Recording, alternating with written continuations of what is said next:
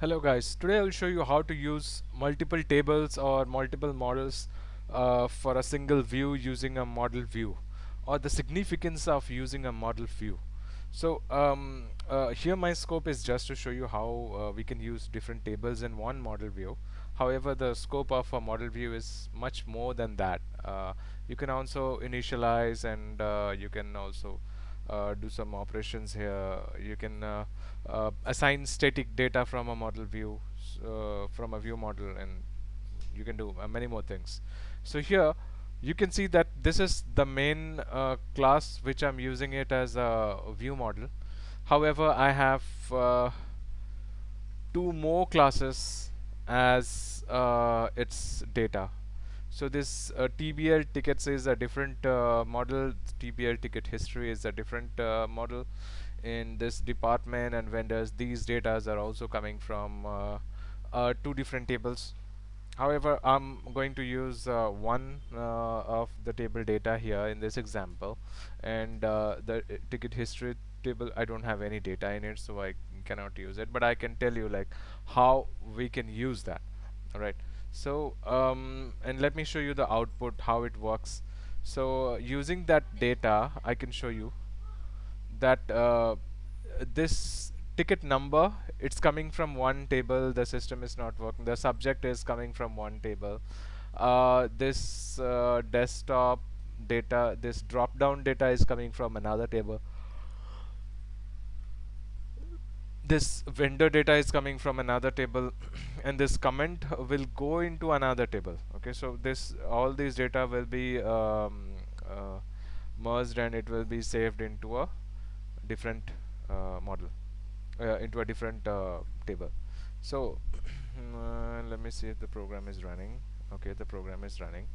uh, so all right, all it's already fetched the data from those tables. Let me show you how we did that. So it comes from the get, uh, from the get method.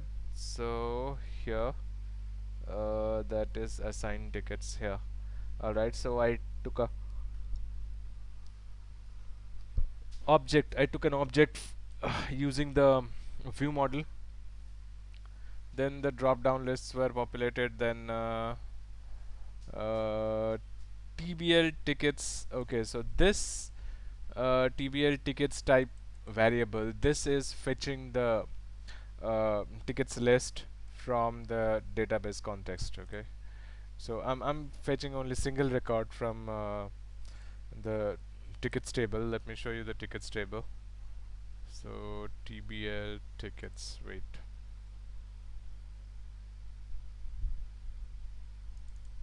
Okay, so this is the model for TBL tickets. Okay, so I'm only using the ticket number here, and the subject from this table.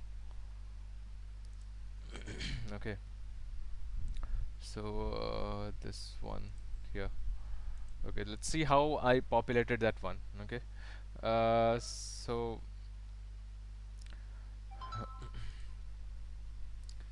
uh,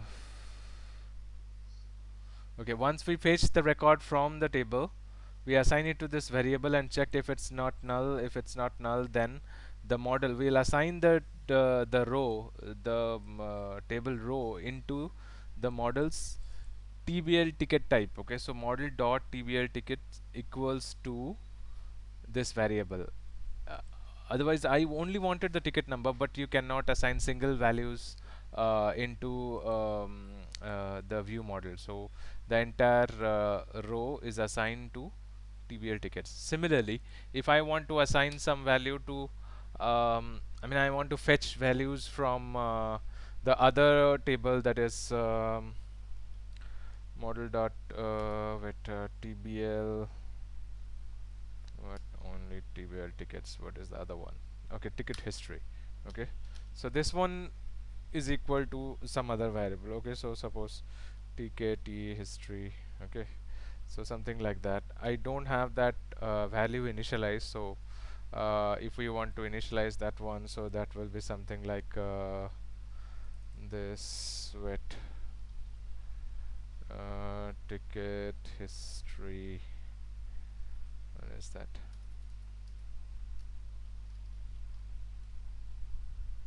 Mhm. TBL ticket history, I'm sorry. Okay, ticket H. This one will be dot TBL ticket history ID. Okay, now equal to H.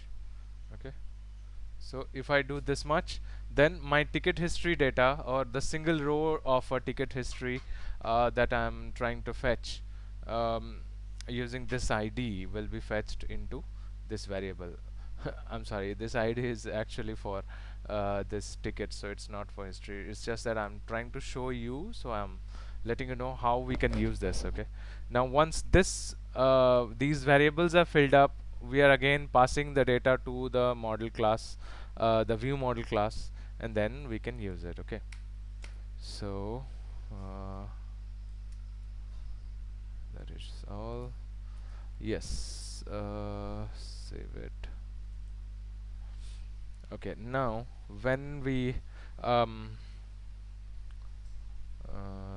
ticket number department, where the ticket number uh, um, after you, well, that is all. I think you need to uh, know to fetch the data using model view, because posting the data isn't that difficult in case of a model view, because once we have this data, how we will show that. Okay, let me show you how you are going to show that in the view. So as usual, we will use the view model as the model class for this view, and then you see how I'm showing the ticket number using that model view. Okay, so this ticket number is coming from the TBL tickets, model.tbl tickets dot ticket number. This is how we are showing the ticket number here. Okay, uh, yeah, that is the display name for, that is the column name, and then this is the value. I'm putting it into a label. Okay, now yeah, why I did this input hidden is because I wanted to post that value of ticket number while I'm doing a form submit. So I have to put the form method as post, the action as assign ticket, so that it goes to the post method. But then what happens is the label values, anything in a label, it doesn't post into the controller. Okay, the post action for the controller, it doesn't pass this value. That's why I used a hidden variable. So in the hidden variable, the ID is same as the column name. The ID and the name, uh, I guess it's the name in this case. ID is probably is mostly used in case of jQuery. If you want to make some jQuery operations, we generally use an ID.